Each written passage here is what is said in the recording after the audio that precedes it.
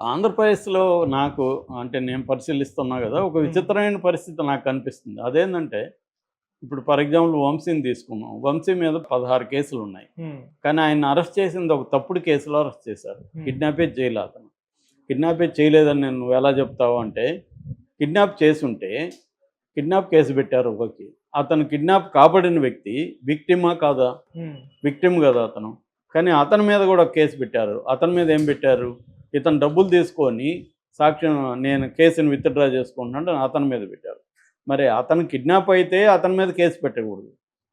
అతని మీద కేసు పెడితే వంశీ కిడ్నాప్ చేసినట్టు కాదు గదా! హ్మ్. అక్కడే తెలిసిపోతుంది.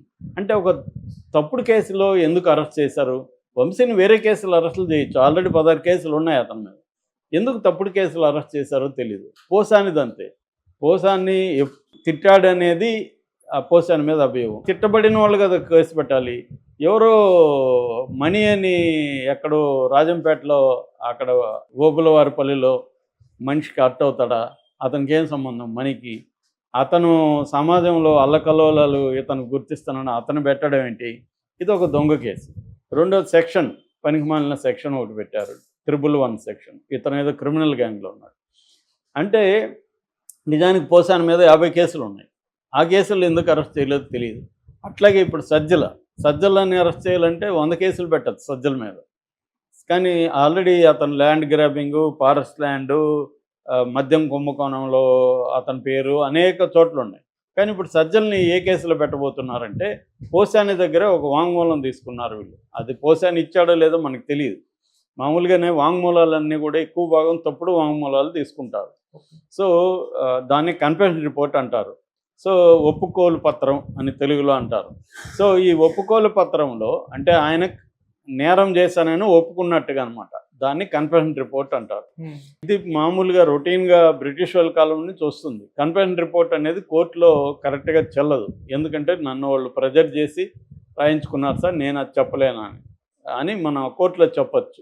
అప్పుడు దానికేం వెయిట్ ఉండదు. కానీ దాన్ని పొలిటికల్‌గా వాడుకొని పలానోడి పేరు చెప్పారు కాబట్టి అతను ఇన్వాల్వ్ అయినాడు వేరే వాడిని అరెస్ట్ చేయొచ్చు. ఇదే పని ఢిల్లీ లిక్కర్ కుంభకోణంలో జరిగింది. ఇప్పుడు మన కవితను అరెస్ట్ చేశారు కదా! కవిత ఢిల్లీ లిక్కర్ కుంభకోణంలో డబ్బులిచ్చిందని ప్రూవ్ చేయడానికి వాళ్ళ దగ్గర ఎటువంటి డాక్యుమెంటల్ ఎవిడెన్స్ కానీ, ఎటువంటి మెటీరియల్ ఎవిడెన్స్ కానీ లేదు పోలీసుల దగ్గర. ఆ మనీ రికవరీ కాలేదు.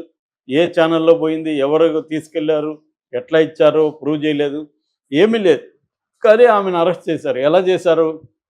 వాంగ్మూలాల్ని కన్ఫెషన్ రిపోర్ట్‌ని పెట్టుకొని. అంటే ఈ కేసులో ఉన్నవాళ్ళని వేరే వాళ్ళని అరెస్ట్ చేయడం, వాళ్ళని కొట్టి, వాళ్ళని హింసించి, బెదిరించి హ్మ్. వాంగ్మూలాలు తీసుకొని ఈమెను అరెస్ట్ చేశారనేది ప్రధానంగా విమర్శలు. ఎవరెవరు కొట్టారో వాళ్ళ పేర్లు కూడా చెప్పారు. ఎలా కొట్టారని. మామూలు వాళ్ళని కూడా కొట్టలేదు. వాళ్ళు పెద్ద పెద్ద కంపెనీ సీఈఓలను కూడా కొట్టారని విమర్శలున్నాయి. సో, అట్లాగే వివేకానంద రెడ్డి హత్య కేసు. వివేకానంద రెడ్డి హత్య కేసులో ఓన్లీ ఏ ఏ రకమైన మెటీరియల్ ఎవిడెన్స్ లేకుండా మర్డర్ వెపన్ గానీ, మోటివ్ గానీ ఏది ఎస్టాబ్లిష్ చేయకుండా ఓన్లీ దస్తగిరి వాంగ్మూలాన్ని బేస్ చేసుకొని అది కూడా నేను చూశాను, నేను విన్నానని కాదు. నాకు ఆయన చెప్పాడు. ఎవరు ఎర్రగంగిరెడ్డి చెప్పాడు.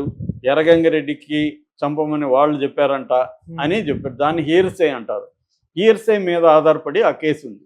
ఓకే. అంటే మనకి ఎక్కువ కేసులు కాంక్రీట్ ఎవిడెన్స్ బేస్ చేసుకొని ఉండవు. హ్మ్. కానీ కోర్టుల్లో తేలడానికి టైం పడుతుంది ఇవన్నీ. అందుకనే ప్రాసెస్ ఈజ్ పనిష్మెంట్ ఇండియాలో. ఎందుకంటే ఇప్పుడు వివేకానంద రెడ్డి కేసే అంత పెద్ద కేసు. సిబిఐ ఇన్వాల్వ్ అయింది. 2 సార్లు సిట్ వేశారు. ఇంత జరిగితే 6 ఏళ్లుగా దానికి అతిగతి లేదు. జగన్ కేసు. జగన్‌ది క్విడ్ ప్రోకో. జగన్ వాళ్ళ నాన్న సీఎంగా ఉండి కొన్ని కంపెనీలకు మేలు చేశాడని చెప్పి ఆ కంపెనీలు జగన్ కంపెనీల్లో పెట్టుబడులు పెట్టాయి. ఆ కంపెనీలకు సంబంధించిన వ్యక్తులు. సో, అది క్విడ్ ప్రోకో అని పెట్టారు.